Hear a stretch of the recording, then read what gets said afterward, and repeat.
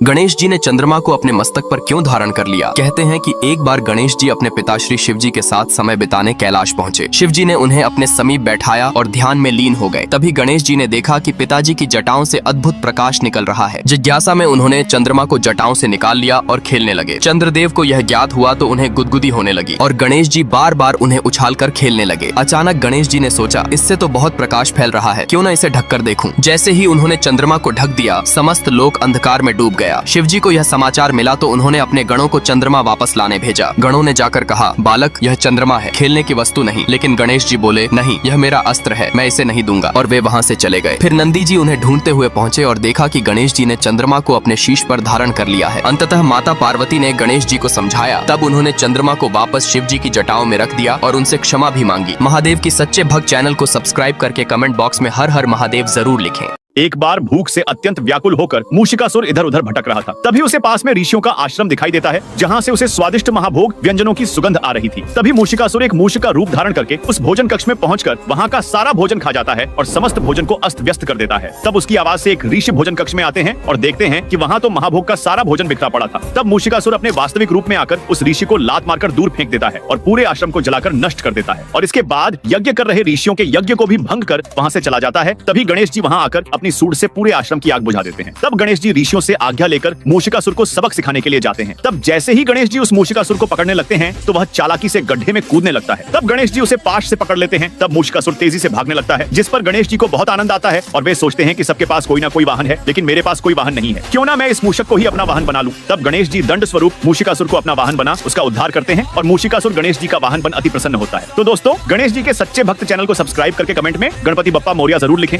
आखिर गणेश जी को 2 विवाह क्यों करना पड़ा? दरअसल एक बार भगवान गणेश तपस्या में लीन थे। तभी वहां से तुलसी गुजर रही थी। वही तुलसी जिन्होंने बचपन से श्री कृष्ण को मन ही मन अपना पति मान लिया था और उन्हें हर जगह श्री कृष्ण ही दिखाई दे रहे थे। तभी तुलसी की नजर तपस्या में लीन गणेश जी पर पड़ी, जिनमें तुलसी को भगवान कृष्ण नजर आने लगे। तब अपने आराध्य के प्रति प्रेम भाव में आकर तुलसी ने गणेश जी के समक्ष विवाह का प्रस्ताव रख दिया, जिससे उनका तप भंग हो गया। परंतु गणेश जी आजीवन ब्रह्मचर्य का पालन करना चाहते थे, इसलिए उन्होंने तुलसी के प्रस्ताव को ठुकरा दिया। इसके कारण तुलसी क्रोध में आकर गणेश जी को श्राप दे दिया कि आपने मेरा प्रस्ताव ठुकराकर मेरा अपमान किया है, अतः मैं आपको श्राप देती हूँ, आपको एक नहीं बल्कि 2 विवाह करना होगा। तब गणेश जी क्रोध में आ गए और बोले, तुलसी, आज तुमने एक नहीं बल्कि 3 भूलें की हैं, इसलिए मैं तुम्हें श्राप देता हूँ कि तुमने भगवान कृष्ण को अपना पति मानकर भी किसी और से विवाह का प्रस्ताव रखा, अतः तुम्हारा स्थान आज से मेरी पूजा में वर्जित रहेगा। तो यही कारण है गणेश जी के 2 विवाह का। गणेश जी के सच्चे भक्त चैनल को सब्सक्राइब करें। एक बार भगवान गणेश अपने भक्तों की भक्ति में गहराई से लीन थे। तभी माता पार्वती और कार्तिकेय जी ने सोचा कि क्यों न भगवान गणेश की परीक्षा ली जाए। वे ढेर सारे लड्डू और मोदक लेकर गणेश जी के पास ले आए और उनके सामने रख दिए। तभी पीछे से भगवान शंकर भी आ गए और सभी मिलकर छिपकर देखने लगे कि गणेश जी क्या करते हैं। मूषक जी को कुछ अजीब लगा और उन्होंने कहा, लगता है मुझे प्रभु को सावधान करना चाहिए। उसी समय ध्यान मग्न गणेश जी को लड्डुओं की मीठी सुगंध आने लगी और वे सोचने लगे। ध्यान करते करते अचानक मिष्ठान की खुशबू कहाँ से आने लगी। उन्होंने आंखें खोली तो देखा उनके सामने ढेर सारा मिष्ठान रखा है। फिर उन्होंने मुस्कुराते हुए कहा, माँ ने कहा था कि दूसरों द्वारा दिए गए भोजन को मना करना उनका अपमान होता है, वैसे भी यह तो ध्यान में ही खाना है, इसमें हर्ज ही क्या है। मूषक जी उन्हें रोकने ही वाले थे कि तभी गणेश जी ने लड्डू खाना शुरू कर दिया। यह दृश्य देखकर माता पार्वती, महादेव और कार्तिकेय जी हंसने लगे और सामने आ गए। तब गणेश जी ने मुस्कुराकर कहा, मैंने कुछ नहीं खाया, ये तो सब मूषक जी ने खा लिया। दोस्तों, अगर आप भी गणेश जी के सच्चे भक्त हो तो कमेंट में जय श्री गणेश जरूर लिखें।